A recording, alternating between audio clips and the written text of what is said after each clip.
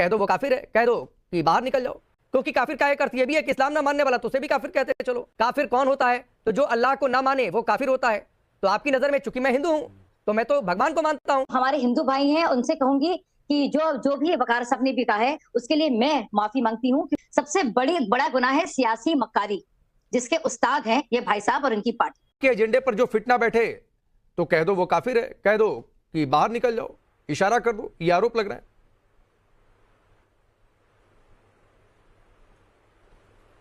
नहीं, काफिर का मतलब क्या होता है? पहले जब आप एंकर हैं तो आपके पास जानकारी होना चाहिए थी। काफिर एक अरबी अल्फाज है, अरबी डिक्शनरी का है। काफिर का मतलब होता है कुफ्र करने वाला। कुफ्र मतलब गुनाह करने वाला, गुनाह मतलब पाप करने वाला, पापी। तो काफिर का मतलब पहले समझिए। दूसरी बात, आपने हम आप पे इल्जाम लगा दिया कि हमने ये कह दिया, उसको साबित कैसे कीजिएगा? इतनी बड़ी बैठक चल रही थी, एक आदमी आया कैसा फला ने हमको गाली बक दी, तो क्या मान ली जाएगी? दूसरी बात, इतने लोग उस बैठक में थे तो कुछ तो काम इन्हीं ने किया होगा, इरफान अली साहब ने, ऐसा कि जो सब लोग इनके खिलाफ हो गए। सब कुछ प्रूफ करना पड़ेगा ना, ऐसे थोड़ी ना होता है कि आपने कह दिया और किसी ने मान लिया। जब अदालत जाएंगे तो वहां सबूत भी देना पड़ेगा। नहीं असीम वकार जी, क्या कहा, जो आरोप लगे हैं, मैं आऊंगा शाजिया, जो आरोप लगे हैं वो कल्याण बनर्जी और ओवैसी का नाम लेकर उन्होंने बातें कही हैं। इरफान अली ने, गुलशन फाउंडेशन के चेयरमैन है, आप जानते भी होंगे, उन्होंने और किसी का नाम लिया नहीं है। नंबर एक बात। नंबर दो बात, आप कह रहे हैं काफिर कहने में कोई बुराई नहीं है, तो फिर आप मुझे भी एंकर ना कहकर आप मुझे भी काफिर कह सकते हैं। क्योंकि काफिर का एक अर्थ ये भी है कि इस्लाम ना मानने वाला, तो उसे भी काफिर कहते हैं। चलो आप तो अगर कई एक शब्द के कई अर्थ हैं। नहीं, अगर आप कोई ऐसा काम करते हैं, सुनिए सर, अगर कोई आप ऐसा काम करते हैं, पाप का काम, पापी, अगर आप पाप का काम करते हैं तो आपको भी पूरी दुनिया पापी कहेगी, मैं क्यों कहूंगा? अगर आप पाप करेंगे तो पापी कहलाएंगे, मैं पाप करूंगा तो मैं पापी कहलाऊंगा। तो आप मुझे काफिर कह रहे हैं? भाई पाप ही ना करो।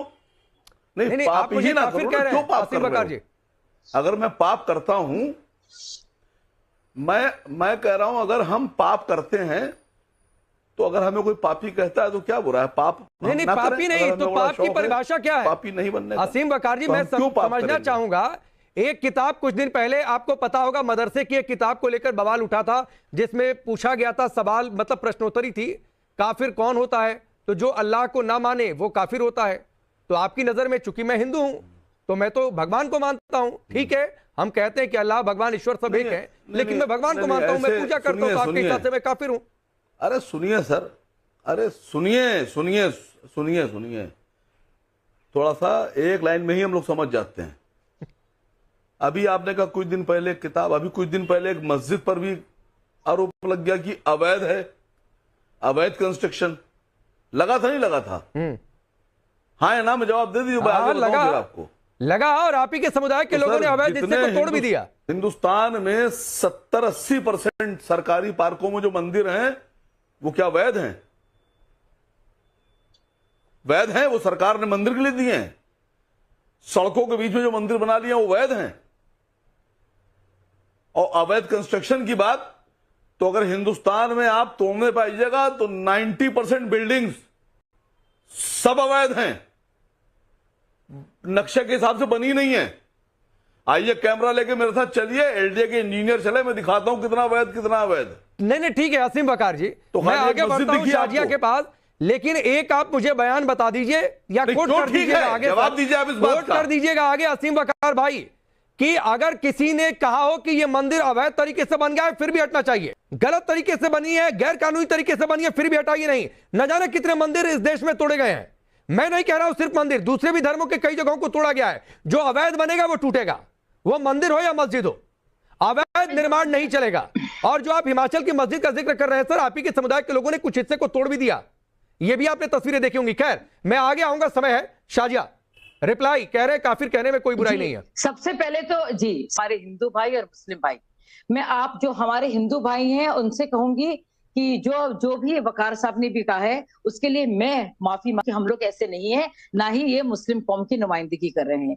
मैं अपने मुस्लिम भाइयों से भी कहूंगी कि जिस तरह से वो हम सबका इंप्रेशन दे रहे हैं वो भी हमारी नुमाइंदगी नहीं कर रहे हैं। तो हम सारे मुसलमान पूरी तरह से ना वकार साहब की बात से वो रखते हैं, सहमति रखते हैं, ना मानते हैं कि ये है डिसाइड करेंगे कौन गुनहगार है।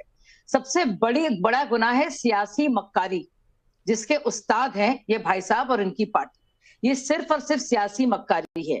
मैं आपको एक एक करके बताऊंगी कैसे।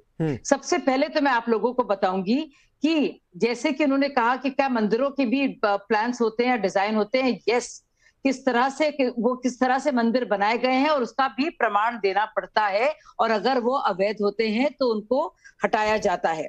उसके साथ साथ उन्होंने कहा इरफान अली ने कुछ तो किया होगा। फिर इरफान अली ने सच बोल दिया, उन्होंने सच बोल दिया, उन्होंने सबूत मांगा, सबूत देने को नहीं था तो चल पड़े वो सारे लोग जो भू माफिया हैं। अब मैं एक और बात बता दूं, और जो भी आपके हिंदू, मुस्लिम, क्रिश्चियन, पारसी सब लोग देख रहे हैं, हाथ जोड़कर मैं कह रही हूँ कि कतई इन लोगों को, ये लोग जो बैठे हैं, कतई इन लोग को मानिएगा नहीं, क्योंकि ये इस बात को हिंदू मुस्लिम कर रहे हैं। ये हिंदू मुस्लिम मसला ही नहीं है, ये है सिर्फ और सिर्फ भूमि को कब्जा करने का। क्योंकि अगर उनको वाकई में वक्फ की फिक्र होती या गरीबों की फिक्र होती तो कम से कम उन्होंने अब तक 8 लाख एकड़ लैंड में न जाने कितने स्कूल, अस्पताल, तालीम के और गाह बनाए होते, चाहे वो हमारी बेवाएं होती या हमारी बच्चियों की पढ़ाई लिखाई के होते या वजीफा दे रहे होते। 200 करोड़ तो इनका जो प्रॉफिट है वो तो लिख कर आ रहा है, न जाने कितना पैसा कमा रहे हैं। ज्यादातर जो लिटिगेंट्स और पिटिशनर्स हैं वो हिंदू नहीं है, वो मुसलमान है। फर्क एक है, वो गरीब मुसलमान है। ये सियासी मक्कारी के चलते और सियासी वर्चस्व के चलते इनका दबदबा है, इनका दबदबा है। और अब तीसरी जरूरी बात मैं आप लोगों को बताना चाहूंगी कि वक्त की बहुत बात करते हैं ना, एंटीला हिल की लोग बात करते हैं। All India Muslim personal law board के एक मेंबर जो वकील थे, उन्होंने बाकायदा ये डील कराई थी। और वो बार बार ये लोग कहते हैं ना कि कैसे एंटीला हिल और मुकेश अंबानी। मैं थोड़ा सा दूसरे फितरत का आदमी हूं, मैं गलत को गलत और सही को सही कहने वाला इंसान हूं। एक राहुल गांधी जी का बयान अभी आया था, मुझे किसी ने बताया कि राहुल जी कह रहे हैं कि जो वक्फ बिल आया है वो इसका विरोध कर रहे हैं, और उन्होंने कहा कि अगर उनकी सरकार होती तो अंबानी साहब का घर गिरा देते क्योंकि वो वक्फ प्रॉपर्टी में बना है। तो एक कांग्रेसी ने मुझसे बड़ा खुश होकर कहा देखिए ऐसा नेता होना चाहिए। तो हमने आप कब से कांग्रेस में हैं? कहने के बहुत साल हो गए। तो हमने कहा राहुल जी जो कह रहे थे यकीन है आपको? कहने लगे हाँ यकीन है। तो मैंने कहा 99 में शाजिया सुनो, शाजिया सुनिए, वही बात कह रही हूँ, शाजिया सुनिए। तो मैंने कहा अगर आप कांग्रेसी हैं तो राहुल जी से पूछिए कि 1999 में 1999 में सरकार बनी, महाराष्ट्र में विलासराव देशमुख बने मुख्यमंत्री, और उसके बाद 2004 में भारत के प्रधानमंत्री बन गए मनमोहन सिंह जी, वो भी कांग्रेस की सरकार। 2014 तक महाराष्ट्र में भी सरकार इनकी रही, कांग्रेस की, और केंद्र भी कांग्रेस सरकार रही। और एंटीलिया बनने का जो शुरुआत हुई है वो 2006 में हुई है और 2010 में बनकर तैयार हुआ है। तो महाराष्ट्र में भी कांग्रेस की सरकार थी और केंद्र में भी कांग्रेस की सरकार थी।